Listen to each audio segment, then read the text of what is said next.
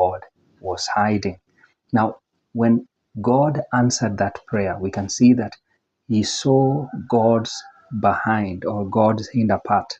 Now, God did not show him his face, because his face could have destroyed him. And that is usually the thing that we usually ask for as human beings. We want to see God's face. But God knows that when he shows up as God, it will destroy us. But when he shows up in weakness, then we are going to benefit. God is seen more in weakness than in his own strength. So he reveals himself to Moses by showing him his hinder part. Now, the hinder part of God represents suffering, represents weakness, represents foolishness. That is why the Apostle Paul said that the preaching of the cross is foolishness to those that are perishing.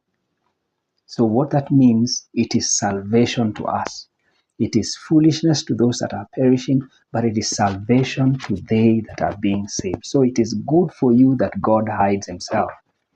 So when God hid himself, even in the incidents of the cross, so we saw God in his suffering. He chose to be weak. The glorious King was only pinned by 3 or so nails. The creator of the universe, the one who says he's the mighty one of Jacob, was now hanging upon that cross. Now that in itself is undesirable. It is foolishness if you look at it in the logic mind, or in the way man would expect, or in the way man would account for strength. But God does not choose strength. He does not choose human wisdom. He chose instead the cross. He chose suffering.